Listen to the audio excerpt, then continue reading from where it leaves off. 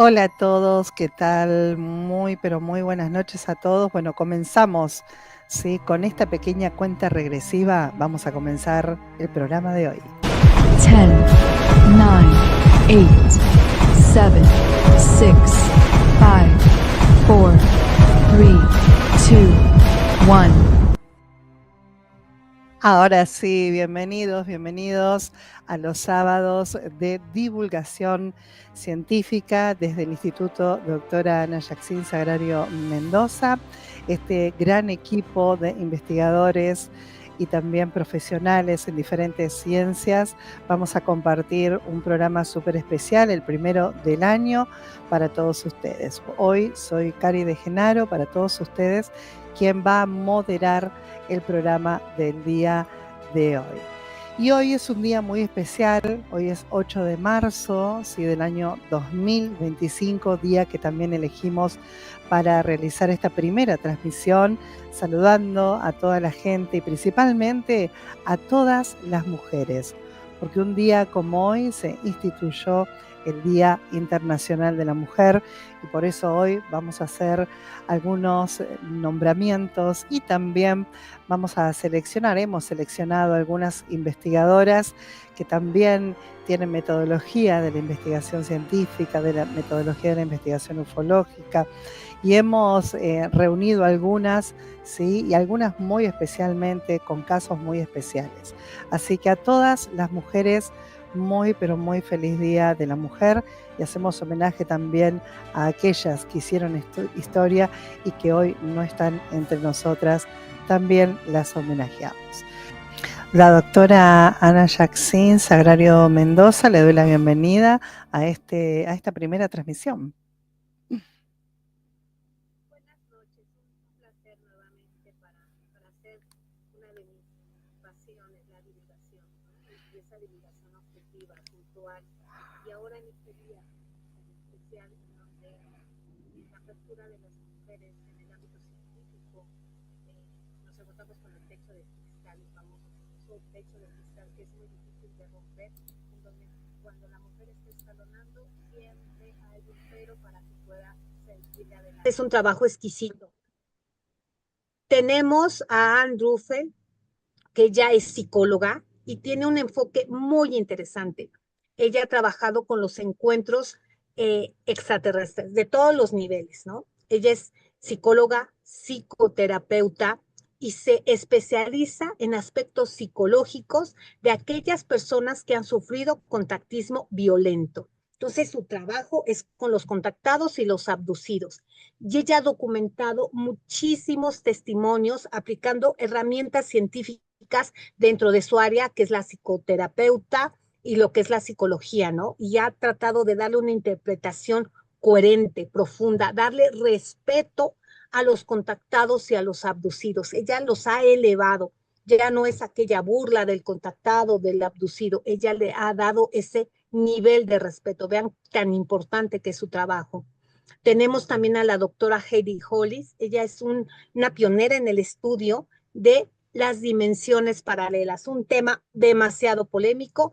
Ella se arremangó las mangas y dijo, yo voy a entrar de lleno a esta teoría de las dimensiones paralelas. En sus estudios abarca los hombres de negro, los contactos interdimensionales, pero ojo, las mujeres de negro, aquellas mujeres que también están vigilando a los posibles contactados, ¿no? Vean, magnífico su trabajo. Entonces, ella es pauta, ¿no? Pauta darle seguimiento a esos contactos interdimensionales. Tenemos a la doctora Diana Walsh Pasulka. Ella estudia el impacto cultural de la ufología. Wow, ¿no? Ella abarca lo que son los estudios de creencias religiosas y cómo estas creencias religiosas pueden hacer un cambio en la cultura y en la área de la filosofía, creando propiamente toda una cultura ufológica. Un trabajo exquisito. Tenemos a Catel Marte, que ella hace una investigación muy puntual con los encuentros cercanos. Ella es psicóloga, es escritora y ha dedicado su carrera a estudiar los testimonios de personas que afirman haber sido abducidas. Su trabajo en psicología es fundamental porque no solamente aplica el trabajo de psicología, sino que hace pruebas físicas, hace estudios clínicos de sangre, orina, etcétera, y se los pasa a sus compañeros médicos. En conclusión, podemos decir que estas mujeres expanden los límites de la ciencia y del conocimiento, expanden esos límites que se encuentran no solamente en el ámbito de la ciencia, sino de la ufología. Son mujeres que han demostrado con valentía, se han arremangado las mangas y tienen una ambición amplia y científica. Entonces, ellas abarcan lo que es este rigor científico, acerca de un estudio serio, sistemático de los fenómenos aéreos no identificados, pero también del ser antropogénico. Entonces, en este día tan especial, quiero rendir un homenaje a estas mujeres valientes que están rompiendo en las dos áreas, ciencia y ufología, el techo de cristal. Para ellas, mi máximo respeto. Muchísimas gracias. Muchas gracias, doctora. Ahora le doy el espacio a Adolfo Gandino Campo, que acaba de entrar. Buenas noches y bienvenido a esta primera transmisión, ingeniero. Hola, buenas noches a todos, ¿cómo están? Y bueno, también felicitar al grupo de mujeres que siempre a través de la historia han hecho este recorrido tan difícil de la oncología, ¿no? Como decía la doctora, ¿no? En un mundo tan machista, eh, se han abierto camino y yo, por suerte, tengo la suerte de decir que en el grupo al que pertenezco, que hace muchísimos años, hay muchas mujeres y importantes a todo nivel. Y me gustaría agregarle algunos nombres a las que mencionó la doctora, ¿no? En el Brasil, la doctora Gretchen, en el Brasil, la licenciada Anita Encarnación Zapata, en los Estados Unidos, la doctora Carol Rosin, mano derecha de Werner von Braun. Sin él no tendríamos hoy en día ni satélites, ni cohetes, ni nada por el estilo, y de ella tampoco. Una gran amiga, la doctora Gajero, protagonista de una de las primeras, junto con el esposo, obviamente, las primeras presentaciones ante la ONU aceptadas, que es de la República Oriental del Uruguay, la arqueóloga Ana Gamás, compañera nuestra de muchísimos años y por suerte también muy dedicada al tema de la ufología. Y no me quiero olvidar de dos personas muy importantes para mí, de acá de la Argentina, ya fallecidas. La licenciada Liliana Flota, que se dedicó toda su vida a visitantes de dormitorio, la verdad que una eminencia en eso con todo el trabajo que ha realizado. Y por el otro lado, otra persona que también falleció hace un tiempo y, y que ha marcado también en los destinos de la ufología en el mundo, como fue mi gran amiga, la doctora Dersel. Perdón porque la verdad que yo a las dos últimas no solo he trabajado con ella, sino que también hemos llevado adelante un camino de amistad, ¿no?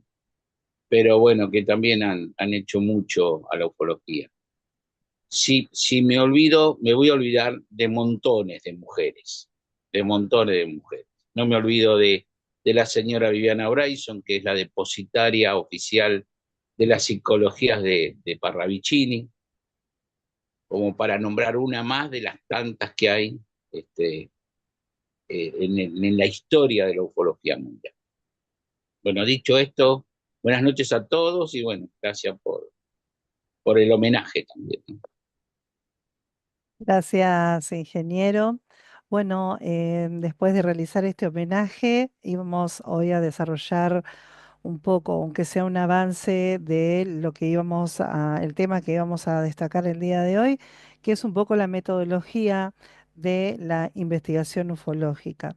Así que estábamos esperando lo que llegara justamente para poder dar comienzo, si aunque sea de este tema, para ya luego en los próximos lives ya poder presentar material y poder desarrollar y terminar de desarrollar este tema que nos quedó pendiente del 2024. Así que bueno, queríamos dar, aunque sea una introducción para poder abrir el 2025, ¿no? Serán algunos de los temas que vamos a tocar. Tenemos una lista ya de temas que vamos a ir desarrollando a lo largo de cada sábado. En estos sábados de divulgación científica, a cargo, bueno, de este grupo que ustedes ven, estamos todos en el día de hoy. Así que, bueno, le doy la palabra nuevamente a Adolfo para que podamos dar comienzo y ahí entre todos ya poder desarrollar un poco de la introducción de este tema. Bueno, muchas gracias. Como muchos saben, el grupo al que pertenezco, el grupo UNIFA, hace muchísimos años, esto fue antes del año 2000, consensuó a nivel mundial un método de investigación para este tipo de fenómenos.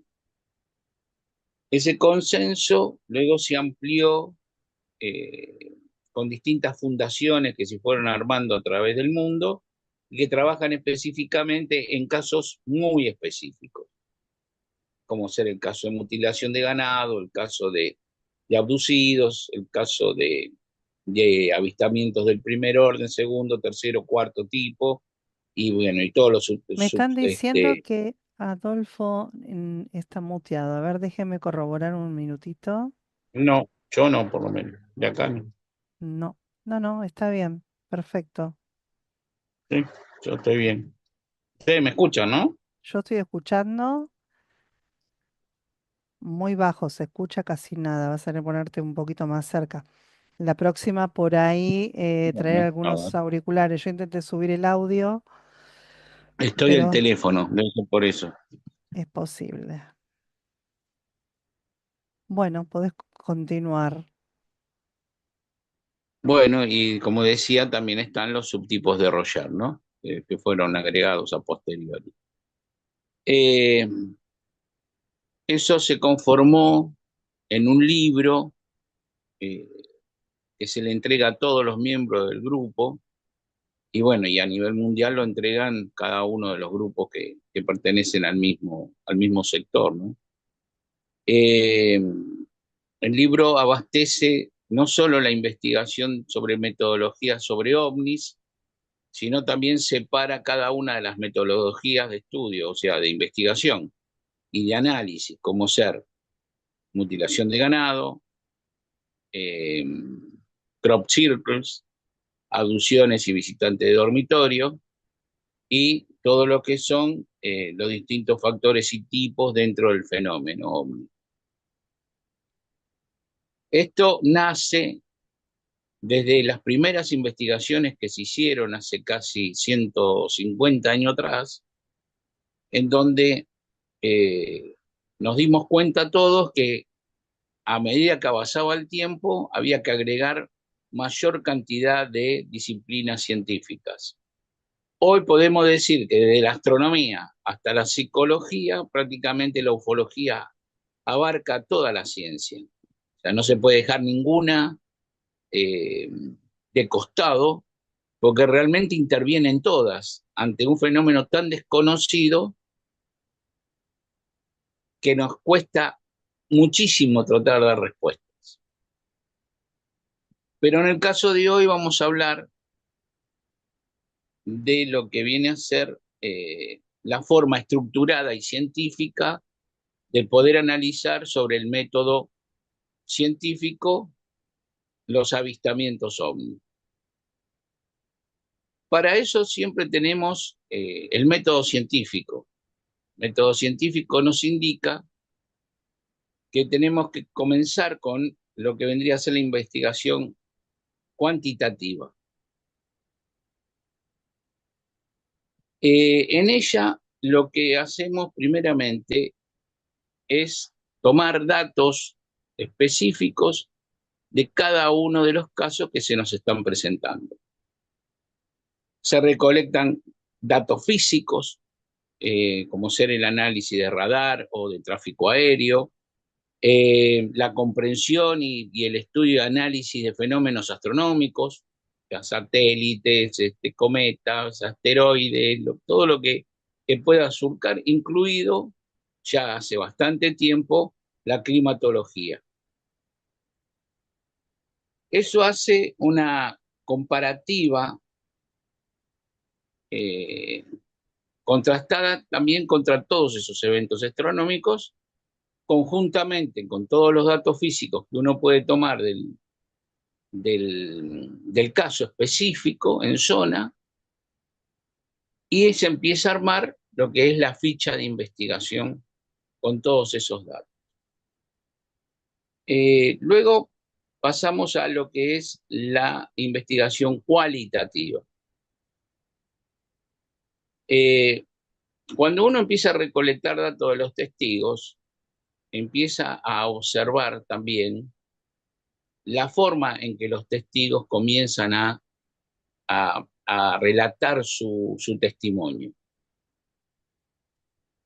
Por supuesto que nosotros en ese momento estamos recolectando no solo testimonio, sino también estamos recolectando lo que es audio, video o fotografía.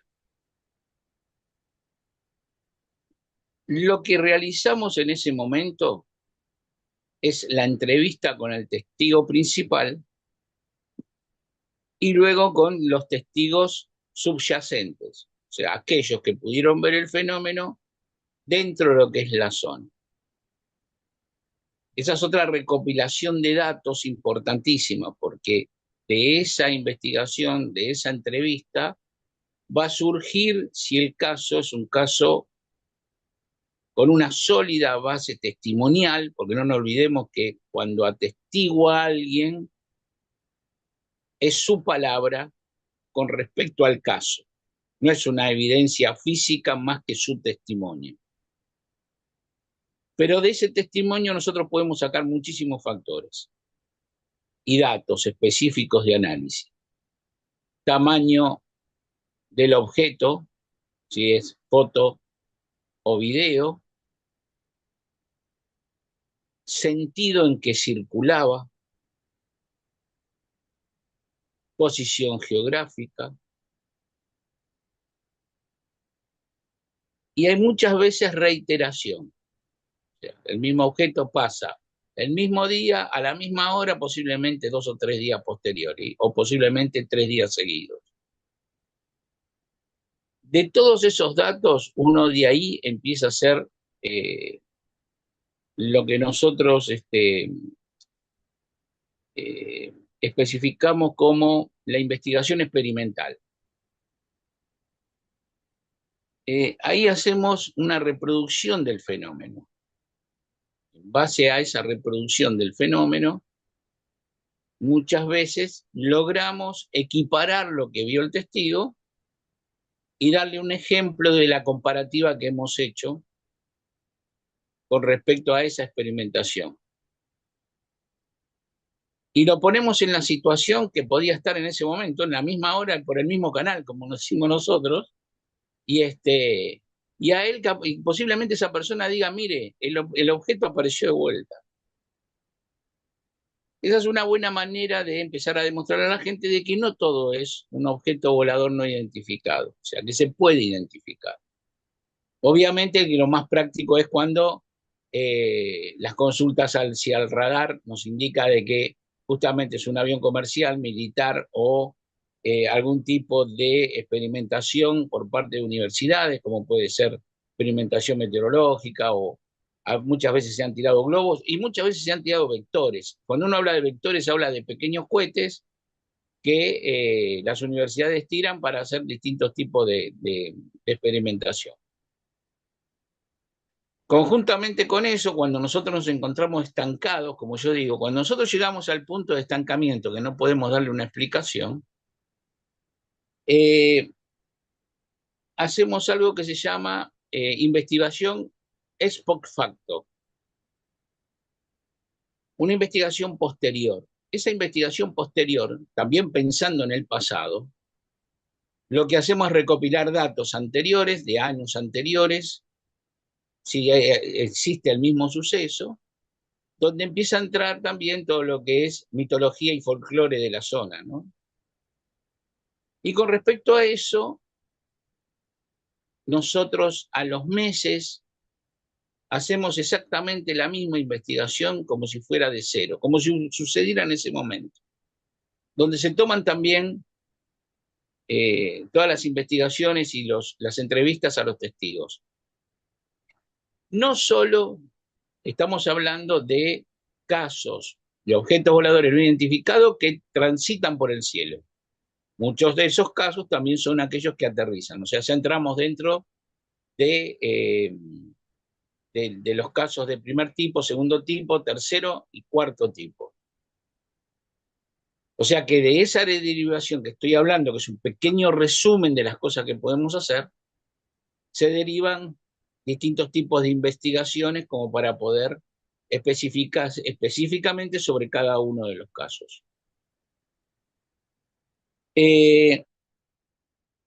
Lo que podemos dictaminar con la reinvestigación del caso a los pocos meses, justamente es el poder repetir la experiencia con los testigos.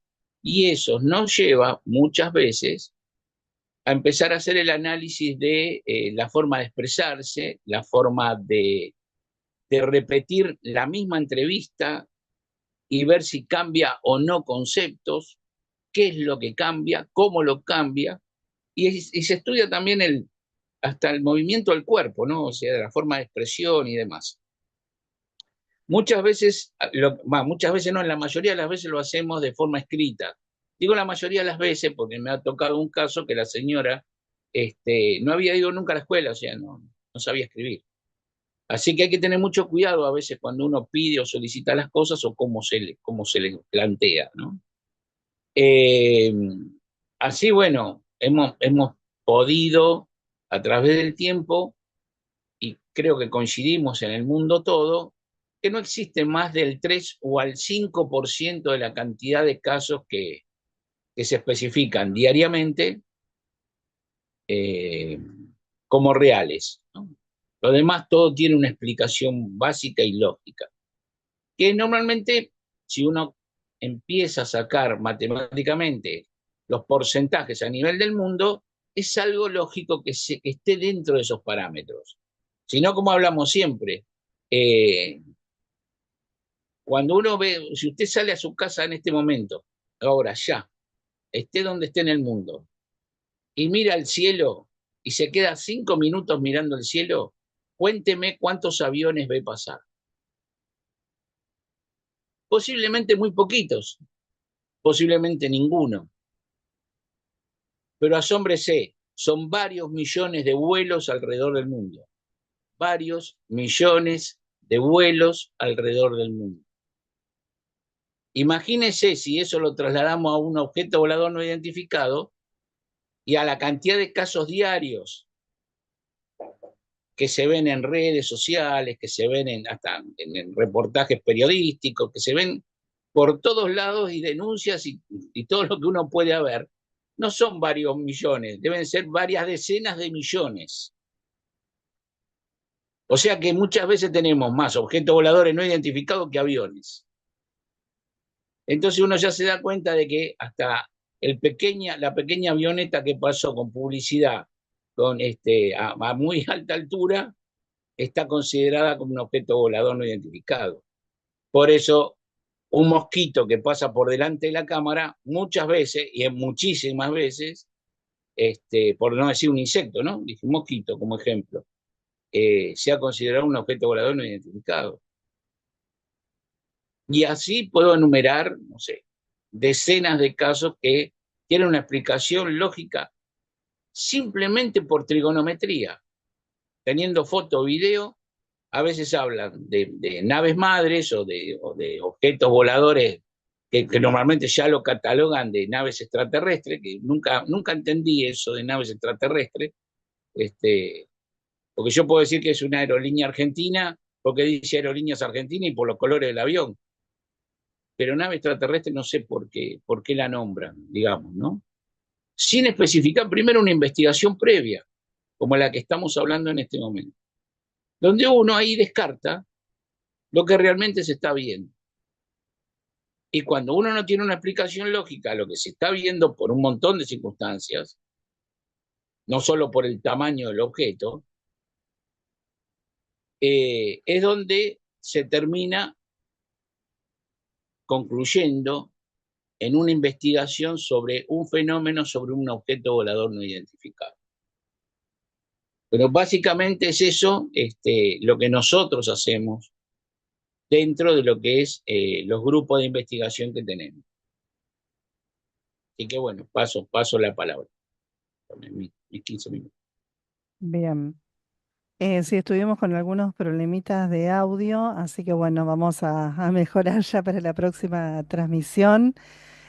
Bueno, como siempre, agradeciendo a todas las personas que se fueron sumando ahí en el chat.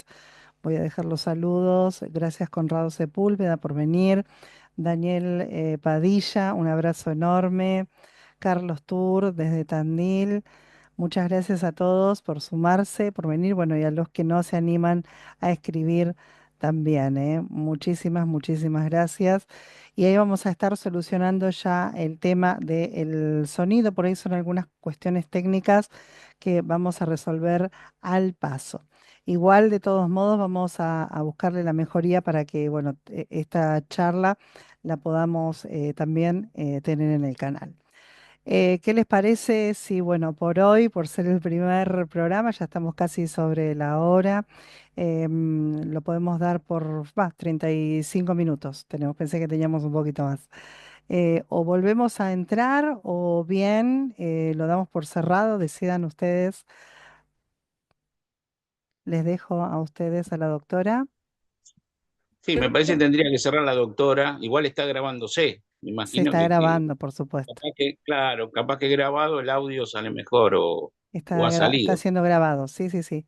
Para después Claro, poder mejorar, darle mejoría al audio. Justamente lo estoy grabando.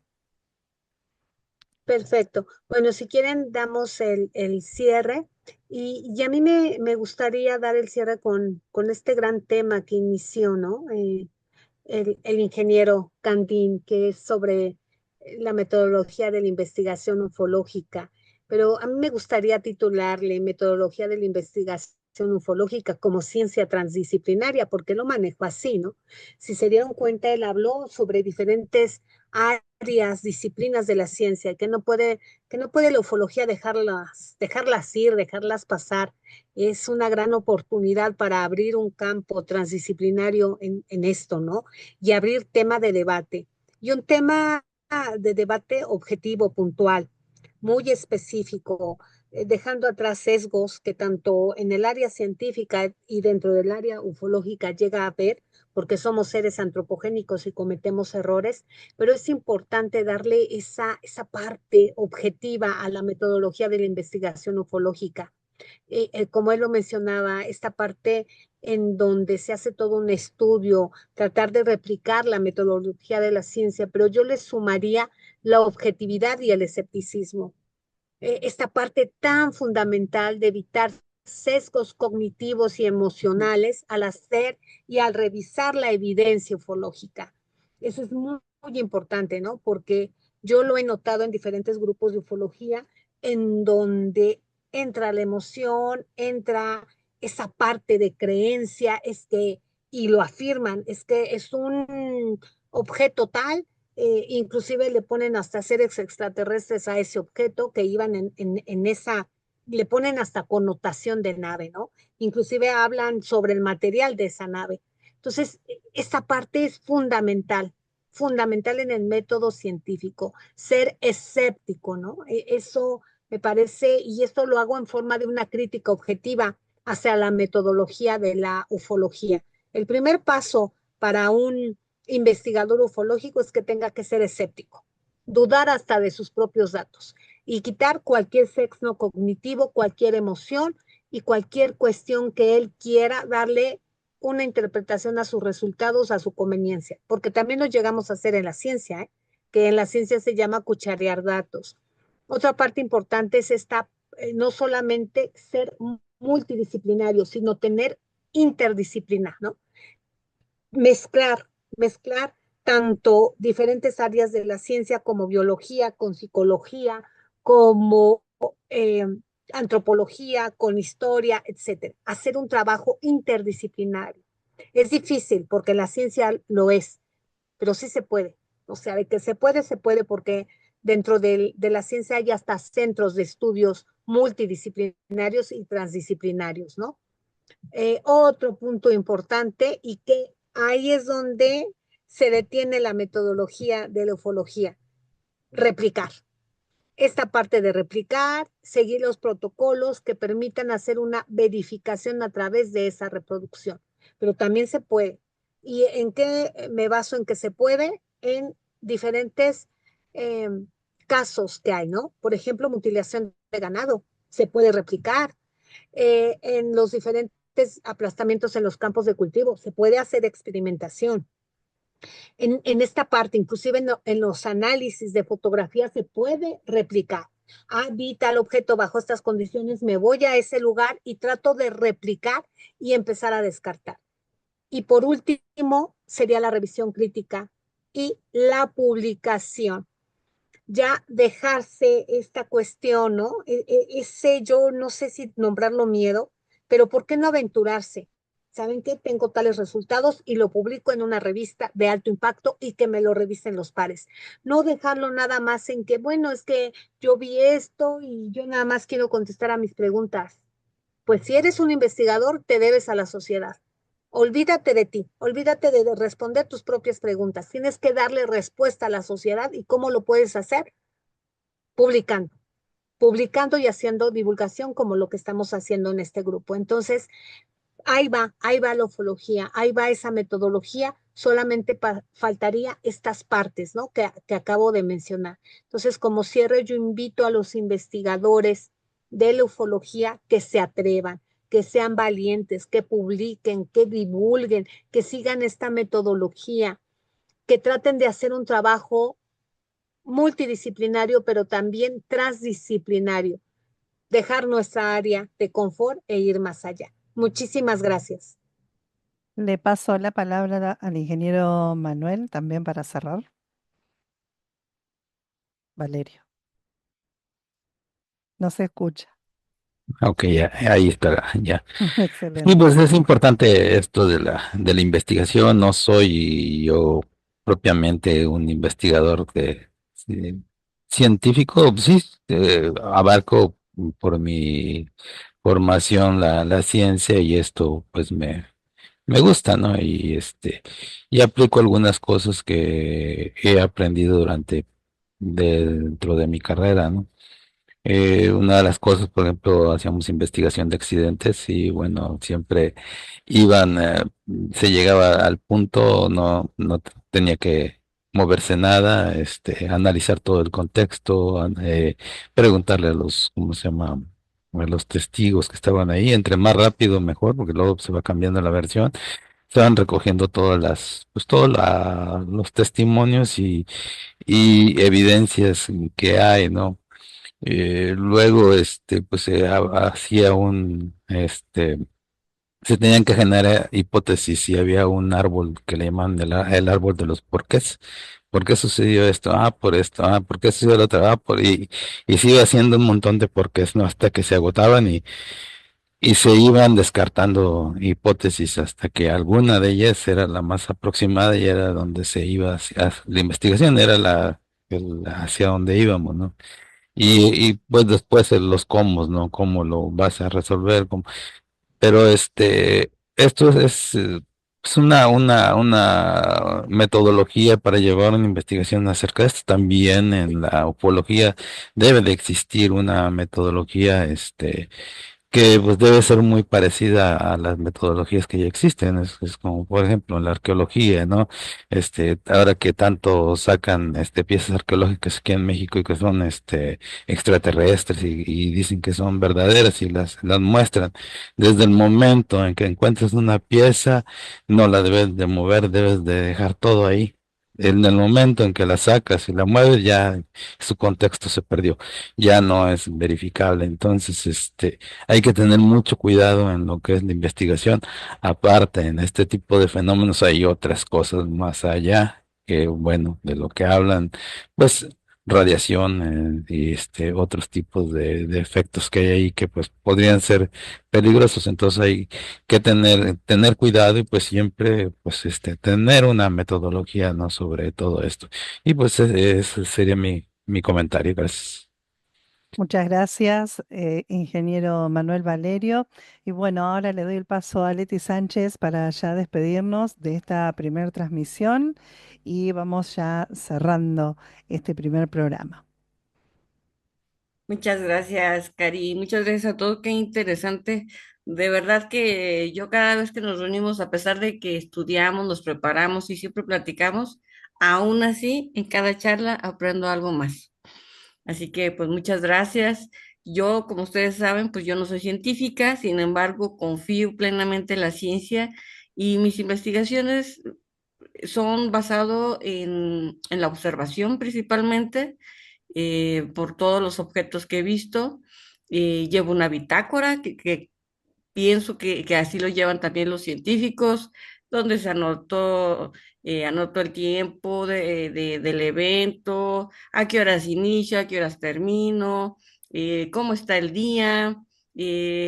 Busco en las aplicaciones si hubo algún tránsito aéreo, todo ese tipo de cosas que se deben utilizar para ir descartando posibilidades humanas, posibilidades de fenómenos naturales. Y pues qué mejor que ir aprendiendo en campo, en la práctica, porque podemos leer mucho, pero si no lo ponemos en práctica, no lo vamos a lograr. Entonces, la invitación que le hago a todo el mundo es: inténtalo, te va a gustar, te va a apasionar, sobre todo porque te vas a dar cuenta de lo que te estabas equivocando. Yo me he equivocado tantísimas veces, pero lejos, al principio me ponía triste, me molestaba conmigo misma, pero no, no, no, ya aprendí lo que no es. Entonces, así es como vamos aprendiendo todos. Y aquí vamos a estar en este programa, tratando de transmitir todos estos conocimientos, sobre todo divulgando la ciencia, porque es la que nos va a llevar de la mano a encontrar respuestas. Y si no encontramos una respuesta, por lo menos vamos a encontrar lo que no es. Eso ténganlo por seguro. Muchas gracias y buenas noches a todos. Bueno, gracias Leti, muchas gracias. Y de esta manera entonces vamos a cerrar este primer programa, esta primera emisión de Sábados de Divulgación Científica desde el Instituto Doctora Ana Yaxín Sagrario Mendoza para todos ustedes, ¿sí? Y nos volvemos a encontrar el próximo sábado a la misma hora por este mismo canal, que son las 22 horas Argentina, 19 México, ¿verdad, doctora? Perfecto. Así no nos equivocamos. Muchas gracias por venir a todos y la nave, por supuesto, como siempre, se va hasta el próximo sábado. Saludamos todos. Chau, chau.